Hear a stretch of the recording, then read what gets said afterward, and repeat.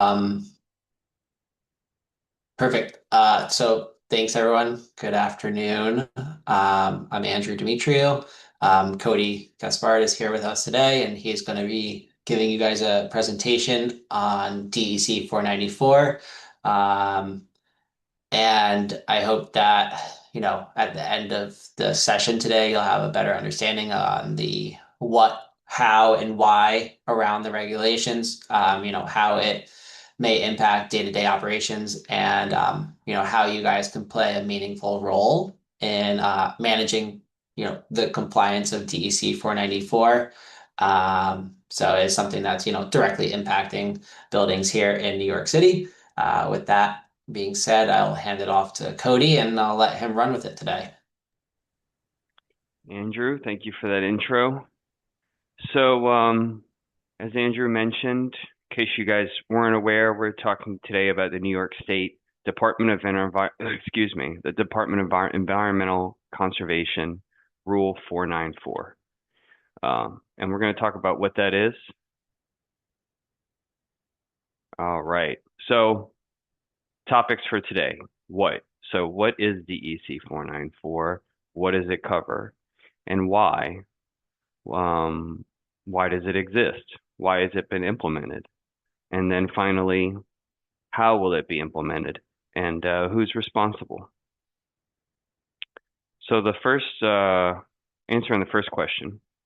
So effective January 2025, the Department of Environmental Conservation Part 494 regulation requires that reporting hydrofluorocarbon inventories from commercial equipment and suppliers in alignment with Climate Leadership and Community Protection Act. Okay, that's a bunch of words. What does that mean?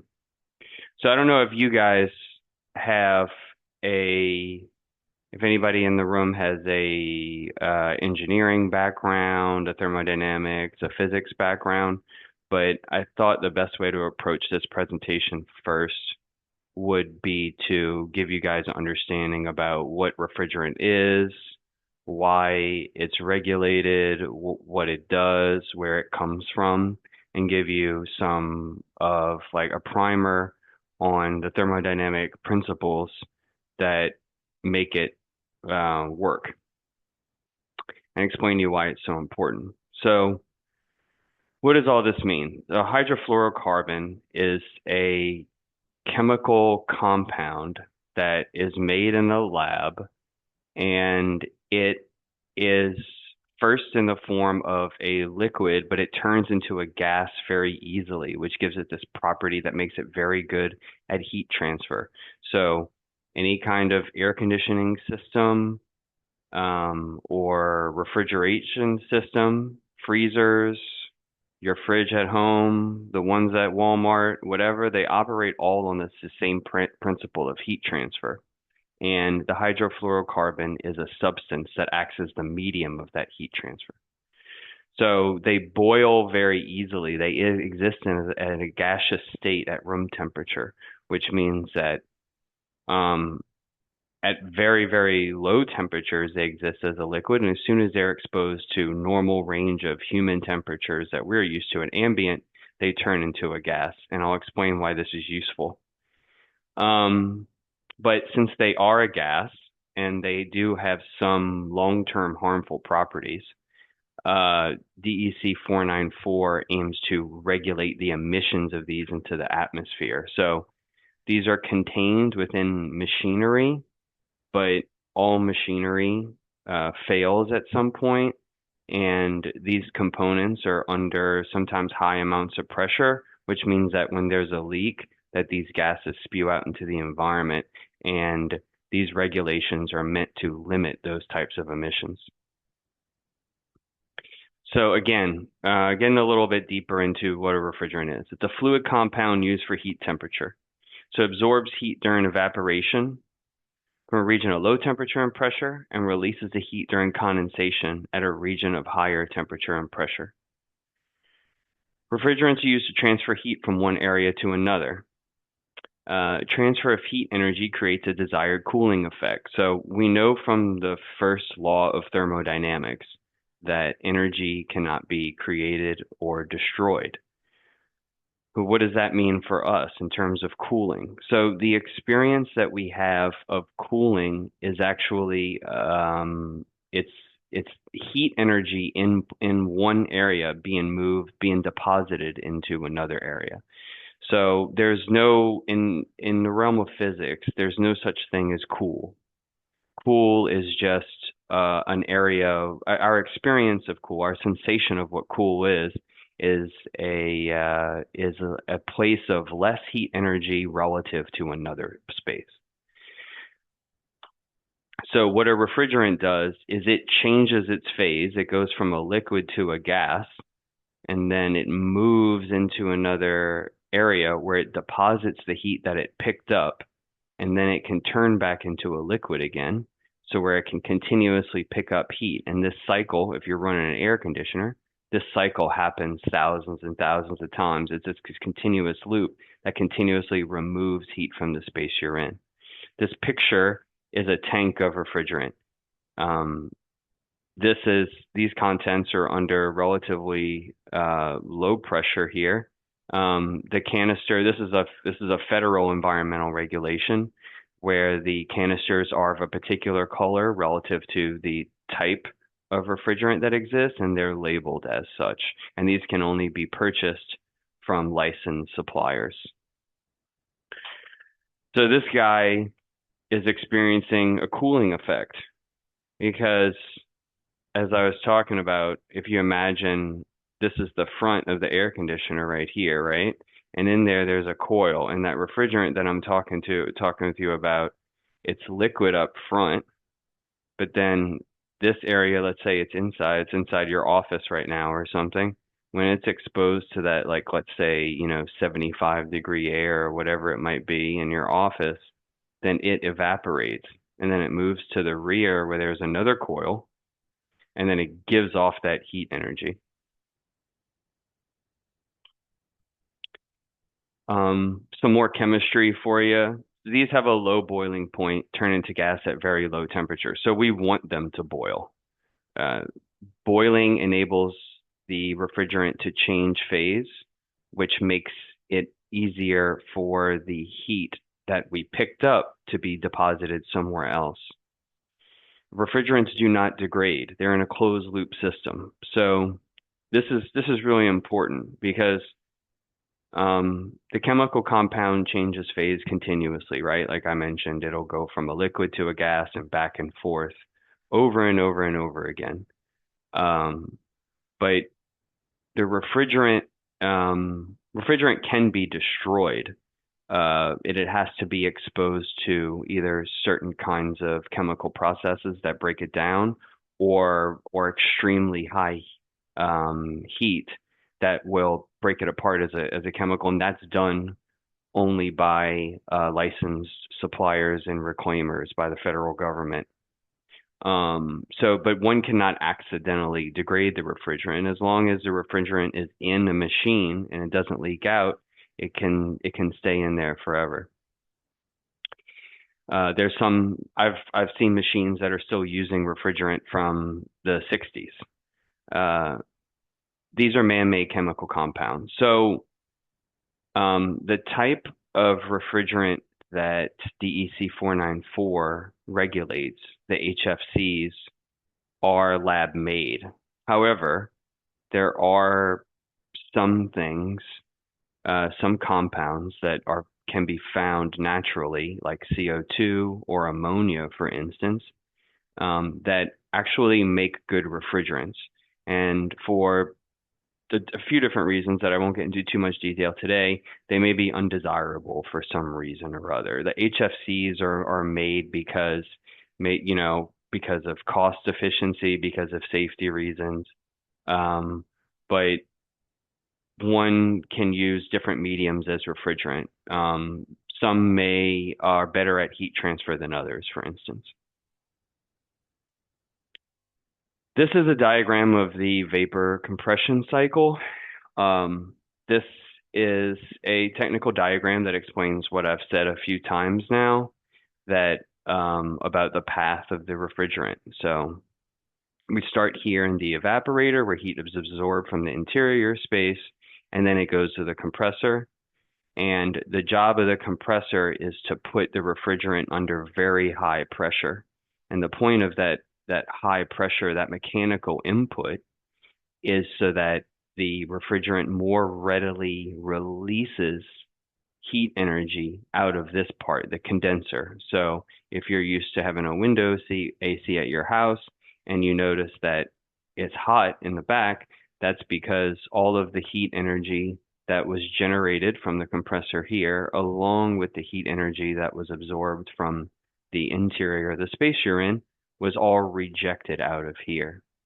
And from there, we get to this expansion device, and this acts as an orifice that expands the amount of room that the refrigerant has, which lowers the pressure and then turns it back into a liquid to start the cycle over again.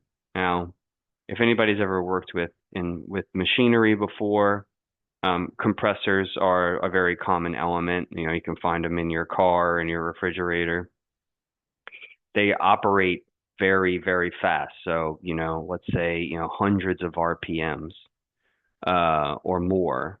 So you can imagine this thing is going really fast, which means that the amount of refrigerant that is being pumped through this cycle, it's constant. It's faster than like this whole thing that I described to you, this cycle of phase change from gas to liquid to gas to liquid. It's so fast that if you were able to watch it in real time, it wouldn't really be perceptible to a human. That's how fast the heat transfer is happening. Okay, so what's at stake? Now, this is where we get into what the regulation's about. DEC 494, why do these things exist? Like, what's the point of regulating air conditioning, right? It's like, I don't think that's an obvious, that question has an obvious answer, but there's very good reasons. So one is for environmental impact. So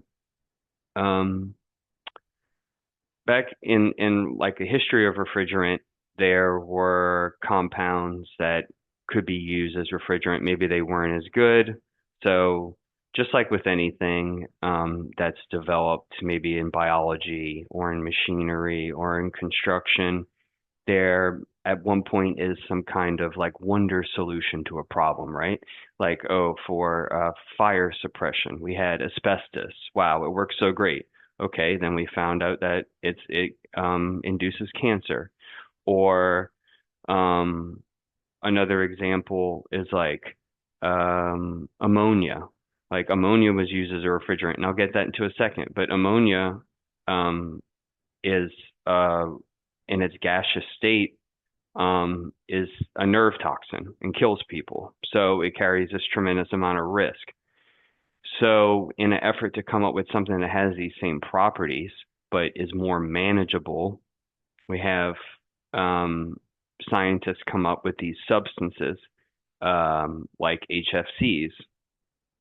But a lot of refrigerants were shown to either have a ozone depletion potential, which means they were causing a hole in the ozone layer, which was, for anybody who grew up in the 90s, was considered a big concern at the time, but the ozone actually wound up fixing itself. Some would say partly due to the efforts of minimizing these gas vapors in the air. But the big concern right now for the HFCs is a global warming potential. So if anybody's familiar with this concept of global warming potential, different gases have different values at which they contribute to the problem of climate change, and that has to do with their concentration and their residence time in the atmosphere. So refrigerants, particularly HFCs, have a value of GWP several times higher than CO2, which means that on their own, they contribute much more than carbon dioxide does to climate change problems. Human health impact. So I mentioned that there's older refrigerants that are highly toxic. Technically, Hydrofluorocarbons are not purely toxic on their own. I would call them incidentally toxic. So the problem with them is at large quantities, they displace oxygen. So I think sometimes it can be hard for people to conceptualize that gas has mass to it, even though it doesn't feel like it. Like, the air that we breathe in, it has mass. And when it's compressed and you put a lot of it in a small container, it can get quite heavy. So the machines that I go to, some of them are measured in thousands of pounds of gas that are contained within the shell of the machine.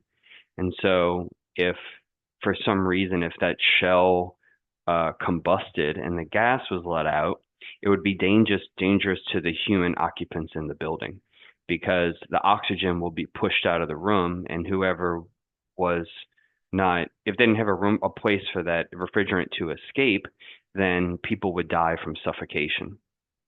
However, there are fire codes in place, and there are several stages of alarms and fail safes meant to prevent this from happening. But it's still the case that there is, and these incidents are very rare because of all the fail safes that have been placed. However, it is a condition that needs to be regulated for the sake of the human health impact. The third reason, and this is not as much of a concern for government entities, but it's a concern for business owners and operators like you guys are, will be in the future, is that refrigerants are very costly. It's very easy to spend tens of thousands, if not $100,000 or more on refilling machines that are not even tremendously large in size.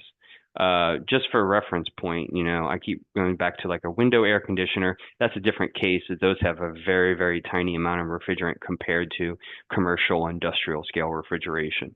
But if there's leaks of thousands of pounds, it can cost a lot of money. So there's an incentive by the business owners beyond the first two categories I mentioned. There's incentive to keep it contained. So a little bit of background on regulation. New York State is not the first to regulate these compounds. The EPA has been regulating the purchase, handling, disposal of refrigerant since the 1970s, which is when it was instituted under President Nixon.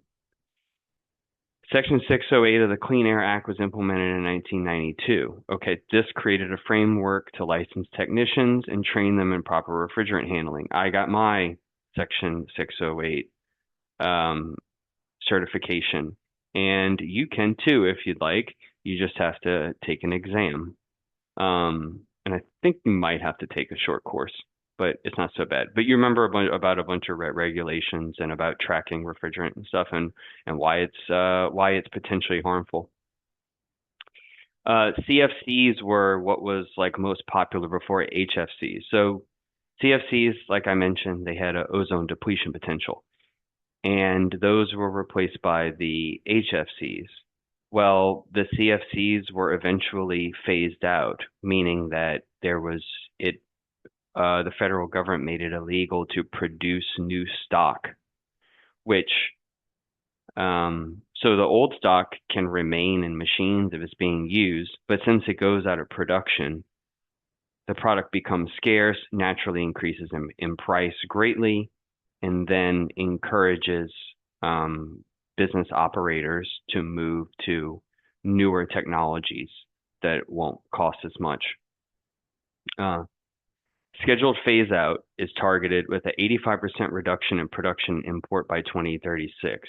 So DEC 494 particularly covers HFCs.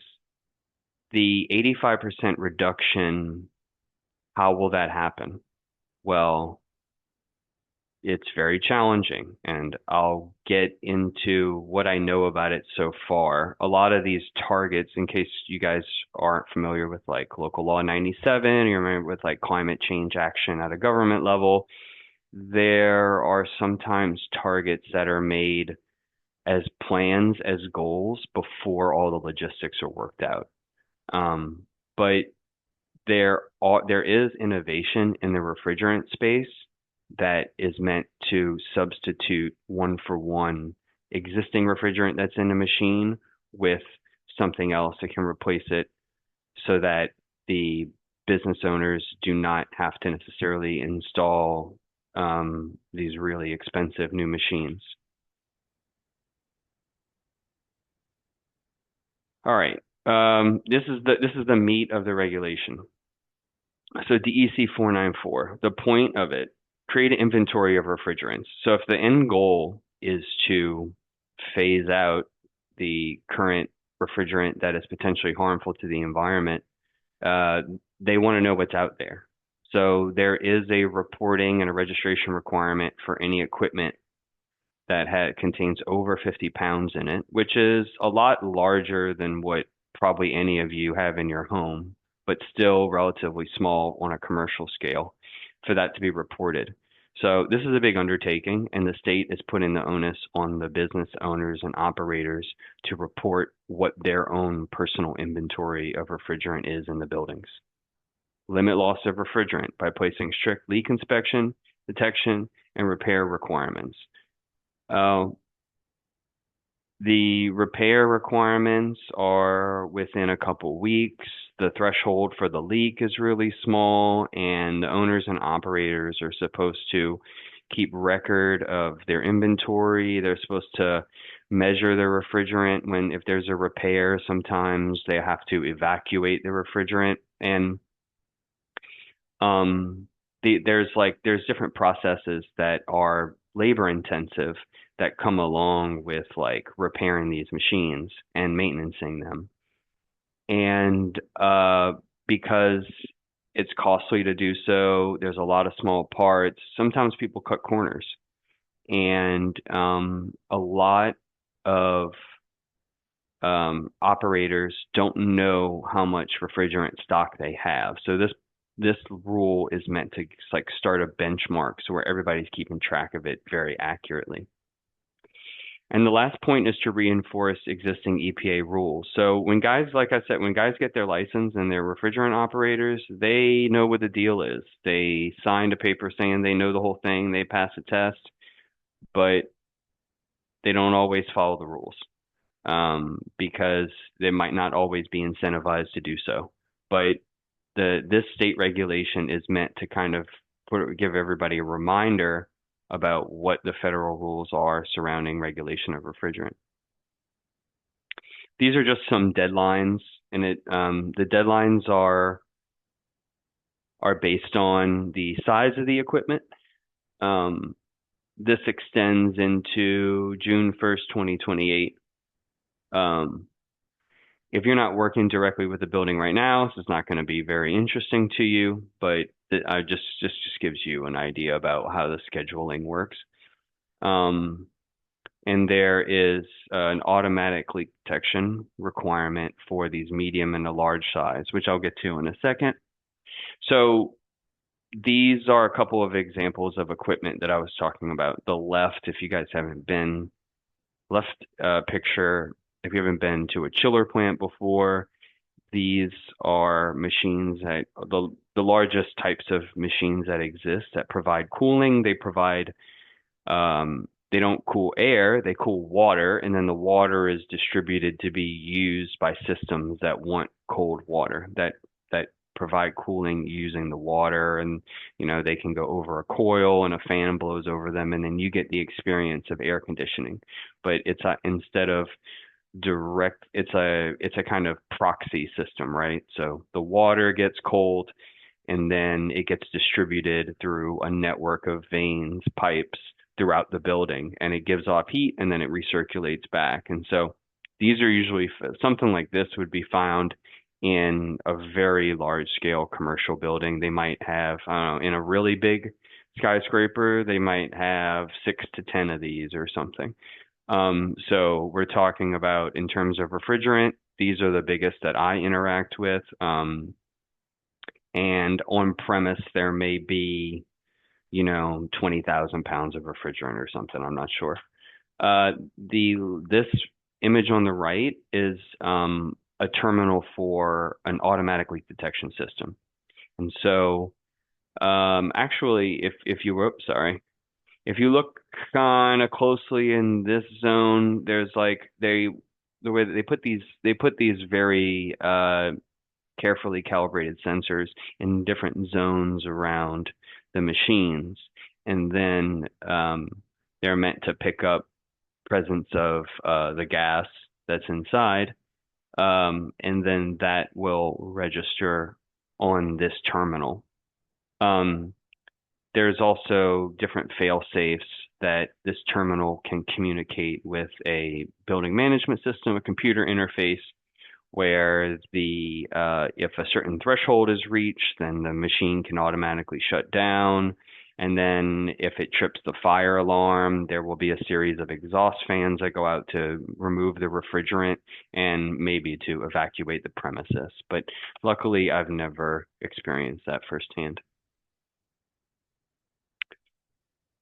So, wrapping it up, um, this is what the regulation does. This is the burden of the owners and operators of the equipment. Perform periodic leak inspections and calibrate and install automatic leak detection. Submit maintenance records, refrigerant purchases, leak inspection, and repair records March of every year. And label and register all equipment containing greater than 50 pounds of refrigerant. So these are the responsibilities of the individuals who are operating this equipment, and that's the entirety of what they need to know about the regulation. We handle the rest. So I hope everybody got something valuable out of this discussion. If there's anything you'd like to discuss or bring up, we can have a few minutes. Yeah, Jeremiah, what's going on? I see you have your hand raised. Yeah. Hi, Cody, Jeremiah McKinley. When you say 50 pounds of refrigerant, you're saying total or like per container, if you go back to the last slide. So Yeah. like a What this can is, of refrigerant, uh-huh. right, What is 30 pounds, give or take. this is for mechanical equipment. So if the machine has greater than 50 pounds of refrigerant in it, Okay, understood. yeah. The if it's storage canisters, then I'll take the entire inventory, even if it's, 30, if it's 30 pounds, if it's more, whatever it is. But the registration requirement is for a machine that has at least this much in it. Okay. Cody, what are some of the like mechanical, what are some of which equipment would a refrigerant be in? If you can just throw around some general, I mean, obviously, I think wouldn't a generator have refrigerant in it or not a generator? No, a generator creates electricity from mechanical power. So it'll have usually some kind of petroleum in it that it burns in order to make electricity. Refrigerant will have will be in things that create cooling. So any HVAC system in the building, anything that, yeah. okay. I mean, I'm trying to be careful with exactly what I say, because technically when we say HVAC, there's that word, there's that V, right? There's that ventilation.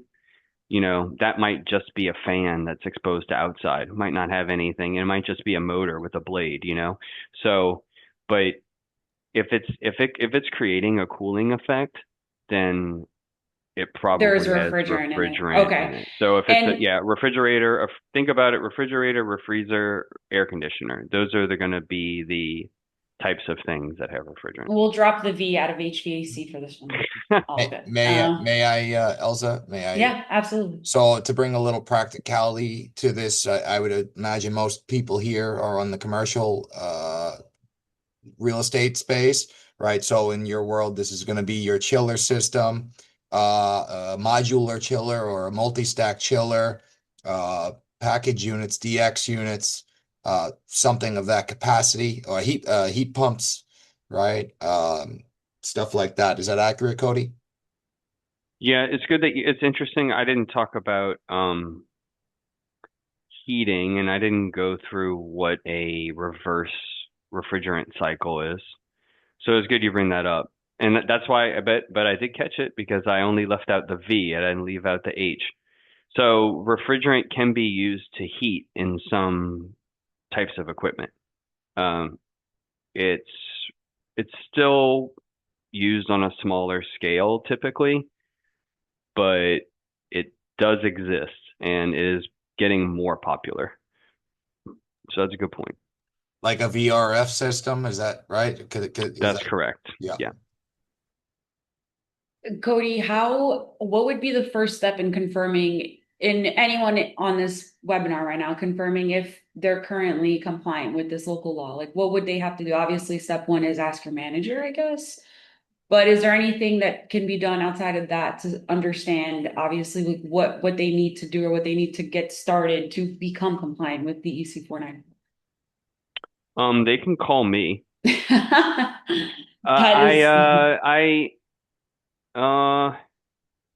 There, I mean, there is there's a FAQ document that's Mhm. published by New York State, and I can distribute that to you. It's on their site, but I can just give it to you. And they can also, like, there's the official rule, which is, in a type of legalese regulation language that is not that pleasant to sift through, and that's partially Right, why Code Green gets hired, is to interpret that for people and right, save them time to. But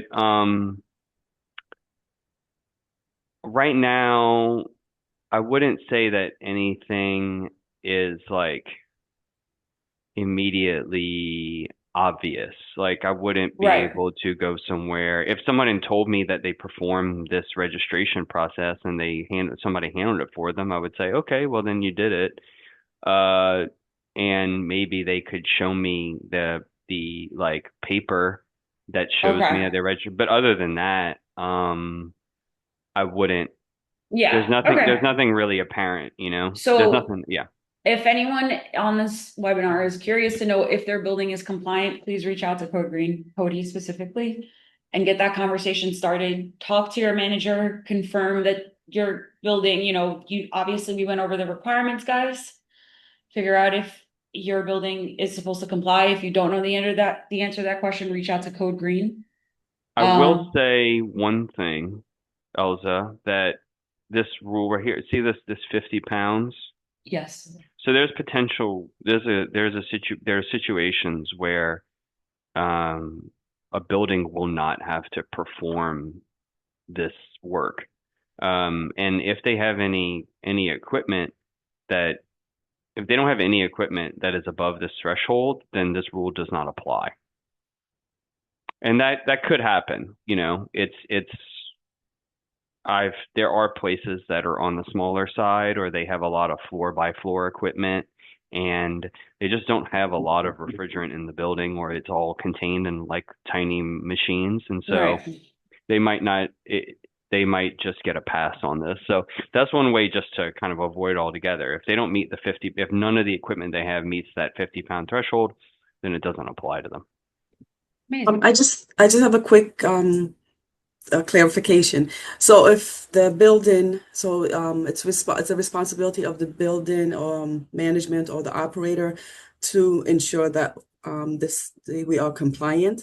But if the building has under 50-pound refrigerant, they may not have to go through the process of determining or going through the application of getting compliant. Hopefully that question is clear. Yeah, I'll try to be as clear about it as possible. So, a couple things. One is the responsibility to do this is put onto the owner or operator of the equipment. So there are situations where a building has a tenant that owns some of their own equipment on their floor, and they perform the maintenance, they own it, whatever. The responsibility would fall on that tenant, and the building operators that work for the management company or ownership or whoever, they how much they want to assist in that process or perform it, that's up to them. Technically, the owner of the equipment is responsible. The second thing is that this threshold is for a single piece of equipment. This is not for cumulative, So let's say I keep using the example of a window AC because it's something that everybody has and they're very small. So let's say you were in a building and it was a small old building and you had like 50 window units and they each had like 1.5 pounds of refrigerant in each one. Well, and that was what they had. This rule would not apply because none of those hit this threshold. However, if you were in another small building and you had one air conditioning unit that had 60 pounds of refrigerant, then that piece of equipment would qualify for the portion of the registration and all the other rules that apply. You see what I'm saying? Okay. So if a building has like multiple chillers, obviously that it's large enough that is Yeah. above the 50. If they have at least one thing that has over 50 pounds in it, then they have to follow all these rules. If Okay, they thank don't you. have if they don't have at least one piece of equipment that hits that thing, then they don't need to. Thank you. You got it.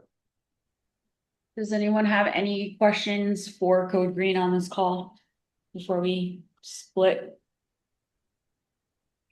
Thank you guys for making the time to join. I appreciate everyone's time today. This was a very, very niche local regulation that, again,